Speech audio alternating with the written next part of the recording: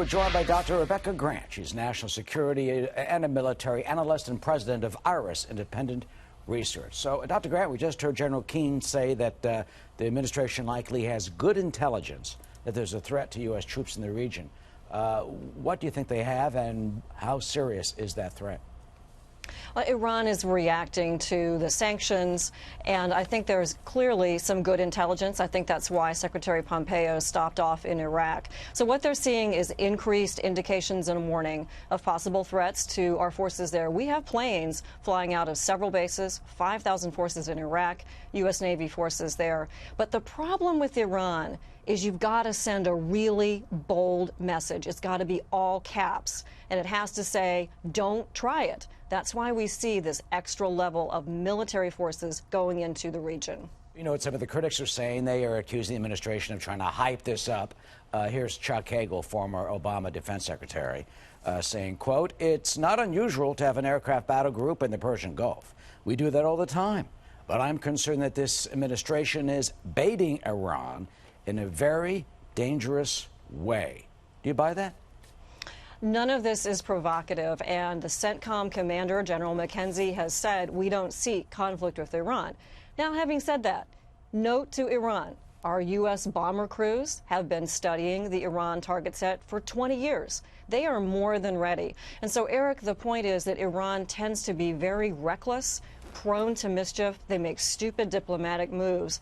And to deter and make sure our forces are safe, we have to be extra clear that Iran just can't try it. We can't risk them being reckless. And that's what I see the administration doing, both with the force deployments and the messaging. Do you think this is enough? Should we do more? It looks like it's good. What I see here is a few more pieces moved onto the chessboard. I'm interested that General McKenzie, who is a Marine, has deployed the USS Arlington. That's an amphib, a landing dock ship, and it brings him some extra capability close by to deal with the Iranian small boat threat. He also has some extra helicopters and, of course, some Marines. The B-52s, instead of sending 1 or 2, they've sent 4, again, making the message very clear. And those B-52s also have an excellent overwater search and weapons capability. And then, of course, very important that we see Patriot missiles and missile batteries going in to beef up the presence that's already there for the netted air defense of the Gulf region, U.S. forces and our allies. Yeah, you mentioned the small boats. They are for years notorious for basically like little gnats, little annoying gnats that just kind of swarm near our naval ships. And at one point, it has been said that the president, while he was running, said just blow one of them out of the water, and that'll send Tehran a message that the Obama administration, never did that.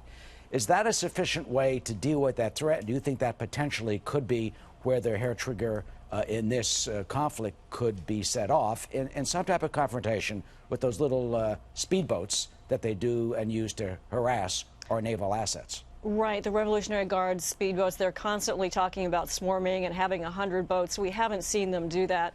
Iran talks a good game. Their military capabilities aren't as strong as they say they are, but it requires a lot of professionalism from our U.S. Navy to be present and in that tight coastal water area. But they're more than capable of dealing with that threat, and I think the USS Arlington will help. The other big worry, of course, is Iran's ballistic and cruise missiles. And the Patriots going in there, Eric, is really important to note. These aren't your 1991 Gulf War Patriot batteries. There is a new GEM-T missile that has an excellent fuse, excellent seeker, and is really more than capable of dealing with the very nasty Iranian cruise missile threat. I think in addition to possible terror attacks sponsored by Iran, that ballistic and cruise missile threat is really on the minds of our commanders. And so these forces are very much targeted to deter and to intercept that missile threat if Iran is stupid enough to try it. And where would they, without giving up anything, where do you think they would be placed, number one? And number two, do you think they can protect land like Israel's Iron Dome? Right. So our Patriot batteries are in several of our regional allies, and I think that's pretty well known. It's a great system. It's an air and missile defense interceptor, the best in the world, and very much capable of doing that. And that means that our forces still have the ability to operate with a degree of safety there. And again, it's deterrence. It's time to put the economic squeeze on Iran with the sanctions. We've got to buckle down the military piece and make it double extra clear that Iran knows they're overmatched against our forces in the Gulf. Do not try it. Yeah, you know, don't tell that to some Iranians. Here's what was reported by the Iranian student news agency via Reuters from one of the leaders there, an Ayatollah. Their billion-dollar fleet, meaning us, can be destroyed with one missile. If they attempt any move, they will face dozens of missiles because at that time, officials won't be in charge to act cautiously. But instead, things will be in the hands of our beloved leader, Ayatollah Ali Khamenei. In other words, they're saying they think they can destroy our warship with one missile. Talk about talking a good game. Is that even at all in any realm of reality in the universe plausible at all? Typical rhetoric for them, and I would say no, they don't have that capability. But Eric, it shows you how bad their intention is. Iran does have at least 10 separate types of ballistic missiles deployed or in development. This is not a state that we can trust. They've made the threats about moving towards enriching uranium.